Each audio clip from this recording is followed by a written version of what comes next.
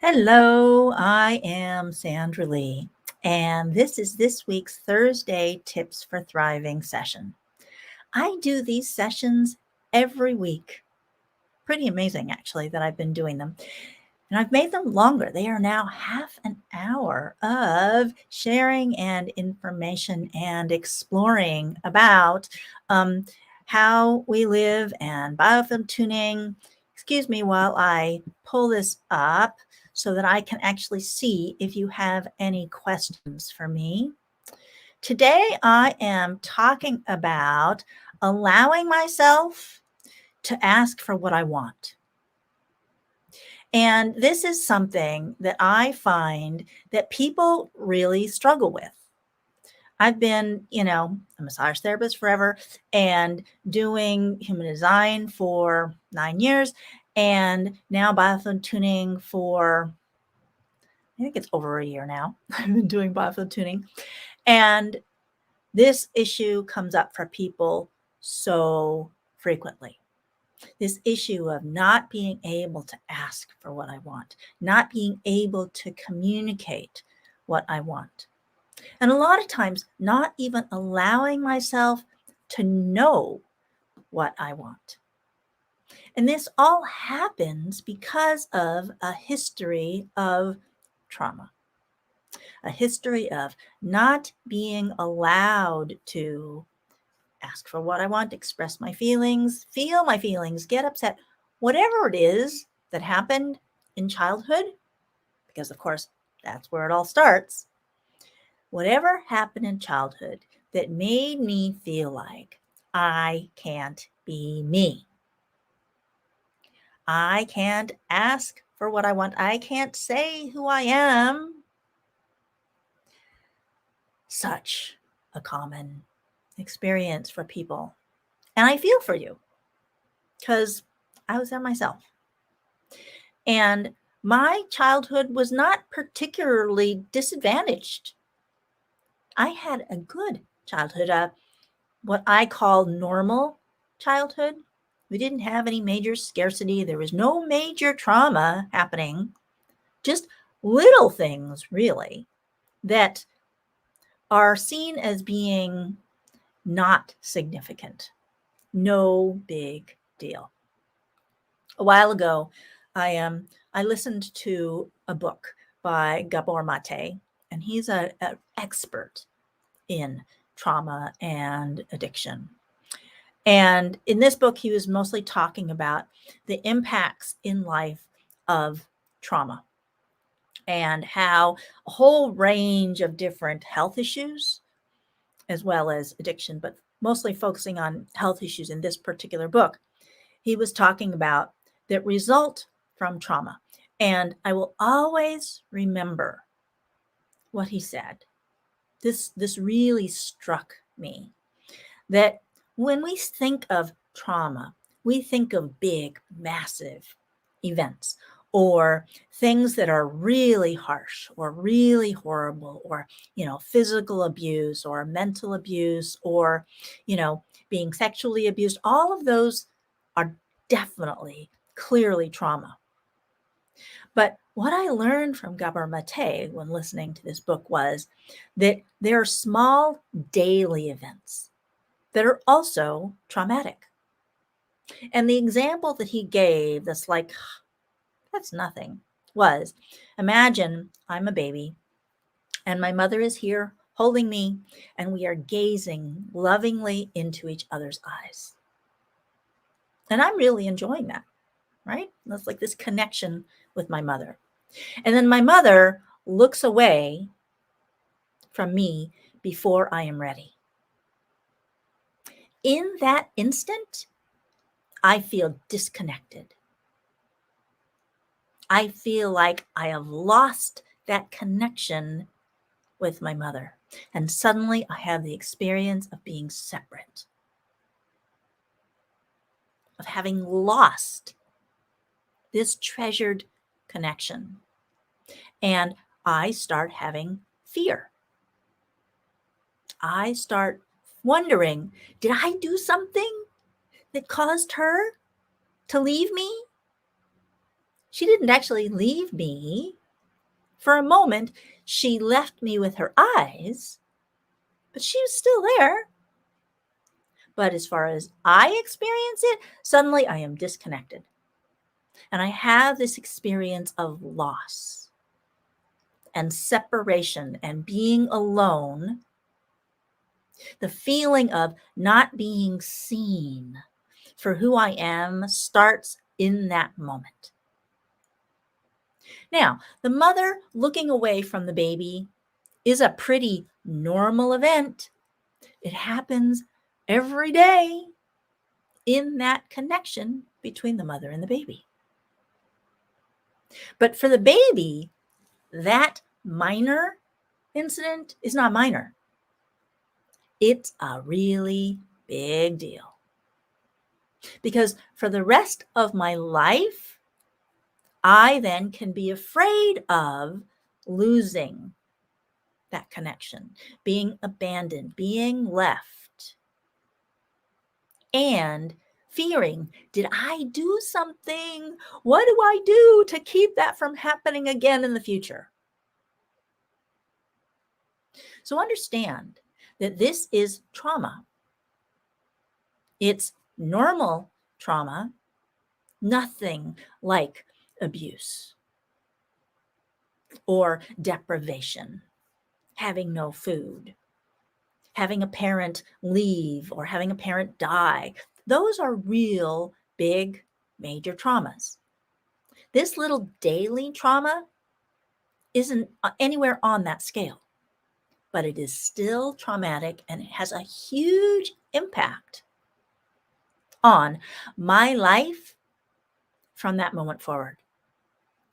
And I carry that trauma forward with me through my childhood, and it affects my behavior and how I feel about myself all through my childhood, through my young adult years, when I start caring about relationships with other people, friendships, girlfriends, boyfriends, possible partnerships. Maybe I get married, right? And this trauma that started way back when I was a baby shapes how I feel about myself in all of these relationships and all of these situations. So, am I making decisions about myself, my life, and what's possible for me based on the trauma of me being a baby? And probably the first time that traumatic event happened was the day I was born. Possibly. I might have been conscious enough of having this connection with my mother that initial separation happened. Now, really, I could feel that separation just from being born and no longer being like held inside the mother's womb. Look at how foundational that traumatic experience is. We all have it. It's not possible to come into life without it. So understanding that this is what shapes all of these relationships then going forward for the rest of my life. And all of the situations that I am in. Am I able to ask for what I want or what I need at work? Am I able to ask for what I want and I need at school? Am I able to ask for what I want and need in a friendship, in a relationship with my children? My ability to ask for what I want is impacted by those baby childhood occurrences. There's a lot there, isn't there? But understanding if I am living my life today and I find myself limited in what I am allowing myself to do, if I am limited in what I allow myself to say, it's all coming from that. If I do not even allow myself to know what I want, It's all based on the same thing. Now, why might I not know what I want? I see this all the time, that people have so much suppressed their expression of who they are that they don't know who they are. I don't know who I am. I don't know what I'm good at. I don't know what I want. I don't know who I am. This comes up so often in working with my clients in biofield tuning, in human design. Not so much as in massage therapy, but it's still there. We just don't talk about it. It's not the context. But understanding that this I don't know who I am comes from having learned that it's not okay for me to be who I am, which makes it really hard for me to know what that is. So for me in my adult life, knowing who I am and knowing what I want is a really big first step. And it may be a journey even getting to that point. It's like doing biofield tuning all the time. I have people that have this lack of freedom to be themselves. Shows up so many different ways, right? And doing biofield tuning, we help them clear out all of that old stuff, the traumas that happened from the beginning, all the way through early life, those limiting beliefs. So with biofield tuning, we take the impact of that and we shrink it. And suddenly I have freedom to start to know, what is it I want? Who am I? Why am I here? I can't tell you those things. I can't tell my clients those things. But what I can help you do is clear out what's in the way to give you space to be able to learn who you are, to be able to decide based on who I am today, who do I want to be in the world? What is it I want to do? Do you know those things? And I hope you do.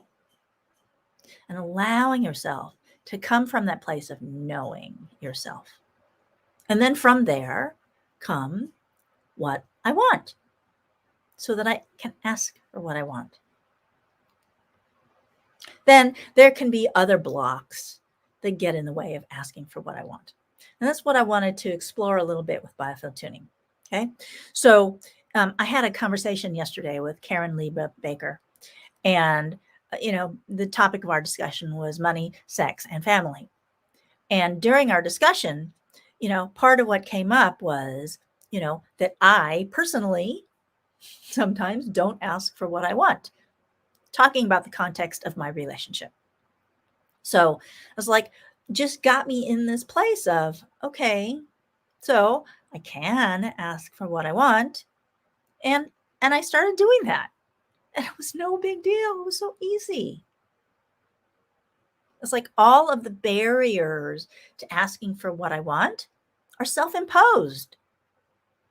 I don't have an older adult now, like I did when I was a child, keeping me from asking for what I want, judging me, criticizing me, telling me I can't. I internalized all of those blocks and barriers. And I don't have to continue doing that. Do you have blocks and barriers that you have internalized that you now impose on yourself? Just so you know, almost everyone I work with does. And with biofield tuning, I help to free them up so that they have the ability, they give themselves the ability to start having freedom from that, to know and to ask. So let's do some biofield tuning here. So when I think about an area where I don't feel free to know what I want, okay? So the energy for that is like, even before I strike the fork, it just feels suppressing my energy. And when I'm doing Biofield Tuning, I feel it in my body a lot. So I asked the question, I was like, oh, this is how it feels. Okay. So this not knowing what I want is like, and the energy of it is like, the energy is like crunching down. Okay. So thinking about, well, okay, so is it possible for me to know what I want? Right? To free myself from those limiting beliefs formed in childhood. And there's an uplifting that becomes available. It's just like some freedom to breathe and freedom to be seen and to explore and to imagine. And then when I think about, okay, so how do I know what I want? And, what comes up next is, I mean, again, before I strike the fork, it's like there's some confusion, right? It's like, I don't know. I don't know what I want. And that happens to me all the time when I'm doing coaching with someone, meaning they're coaching me, and they ask a question that like makes me confused because I am disintegrated when it comes to that issue.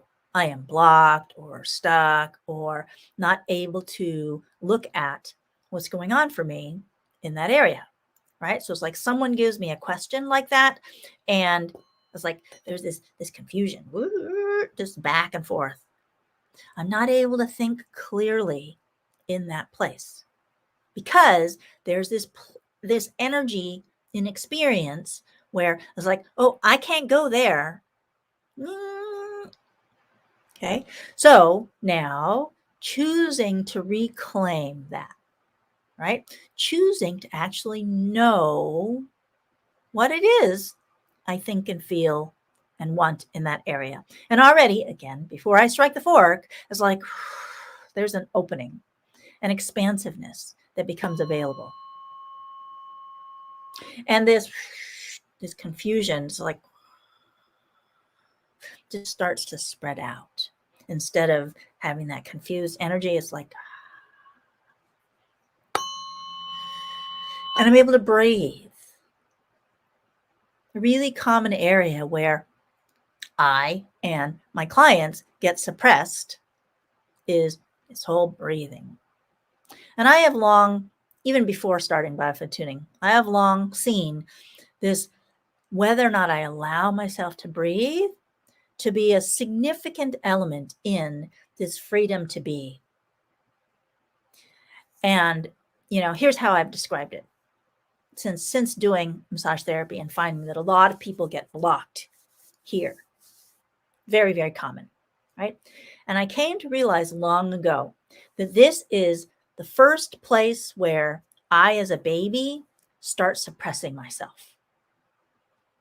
So imagine I'm a baby and my mother gets tired of me crying and says, stop crying, be quiet, you're okay, right?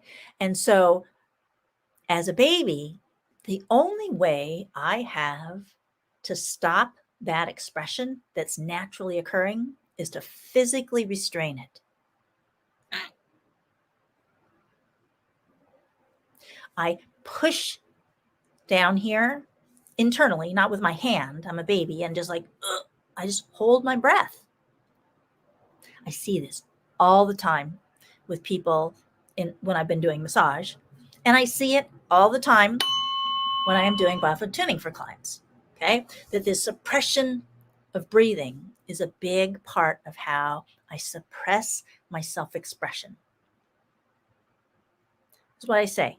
The baby, the only way they can stop that cry, the way that they are attempting to express their needs, is to physically restrain it, to physically suppress the breathing So this is the sternum, the breastbone here, and it gets pushed down so that there is less ability to breathe. That, I find, is the very first way that a person learns to suppress themselves. It's right here. And so as I do biofield tuning and something starts to be able to open up, a new possibility becomes available, this freedom for breathing becomes available. And this restriction, constriction starts to lift. Thinking about the people that I've worked with over the decades doing massage, this is an area where people have so much symptomology, tightness, pain. It's from this suppression, this holding, this stress that I load onto myself. And I think of it as like carrying responsibility for the whole world on my shoulders. Excuse me. If I have to be responsible for taking care of other people in the world, which people do, they take that on, how can I live for myself? Know what I want and ask for what I want when I have to take care of everybody, keep people happy. Because of course, that's what people learn to do. To keep my parents, because that's where it started, to keep my parents from being upset with me, I have to suppress who I am. I learned that big time. Big time, big time. Leading to this lack of freedom to even know who I am and what I want and ask for it. So do you have that going on? Did your history, your upbringing, could be a previous marriage, when, quite a few of my biofield tuning clients have also experienced, sexual abuse, sexual trauma. So suppressive of who you are. So suppressive of who you are.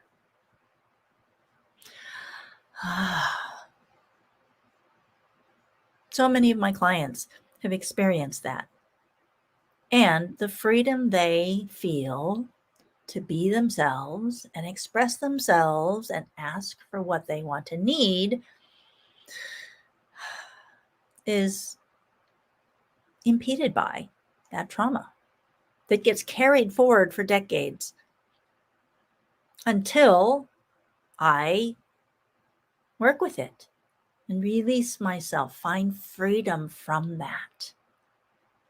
Giving me, again, freedom to be myself, know what I want, and ask for it. There's so many things that lead me to suppress that. But it is possible for you, whoever you may be, whatever your circumstance may be, to find freedom from that and to give yourself the ability to know who you are and to just be in the world, including allowing yourself to ask for what you want.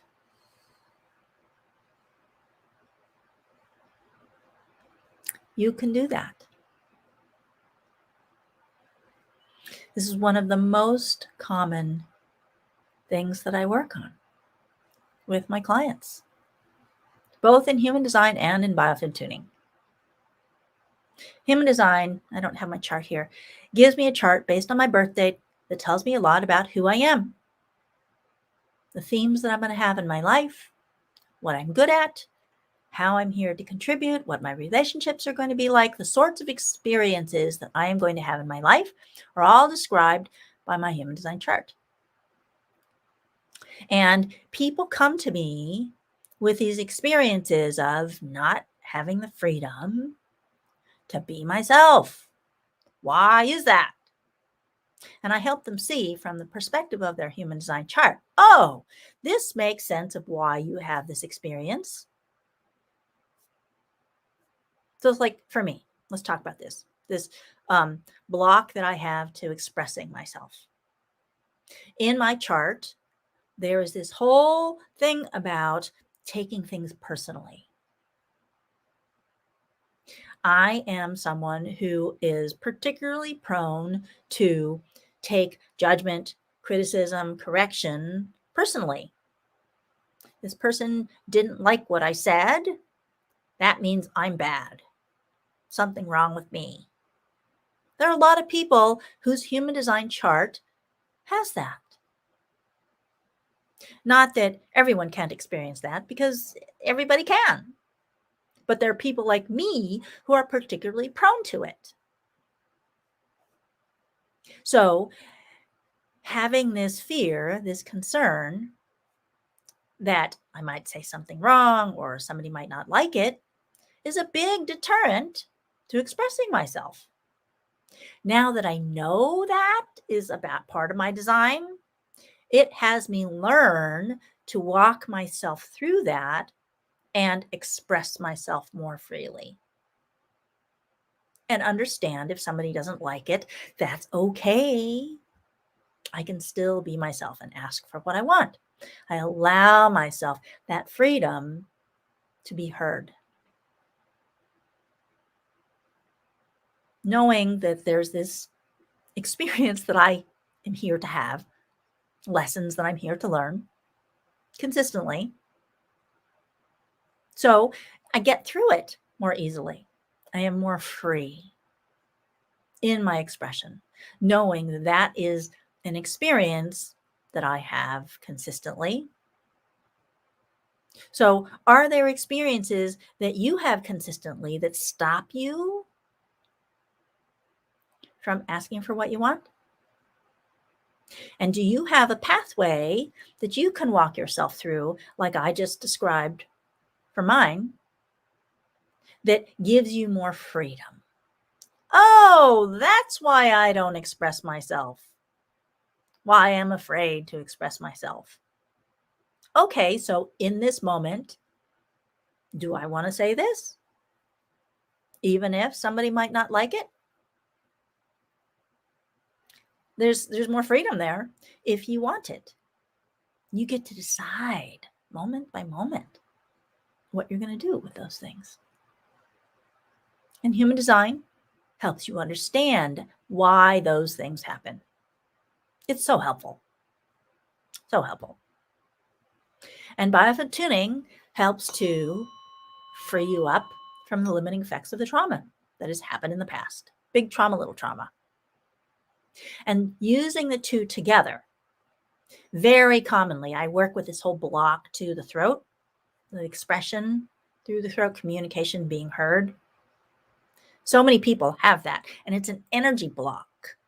So it's like thinking about how getting the energy moving through the throat. I do that on almost everybody with Biofield Tuning because it's such a universal concern and issue that people struggle with.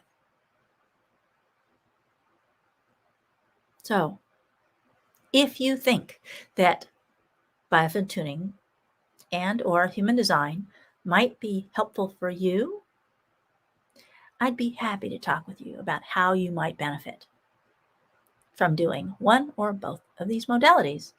They have completely changed my life and my experience of myself and my freedom to be myself in the world. Thank you for watching. Have a wonderful day and ask for what you want. See what happens. Push the boundaries. Breathe.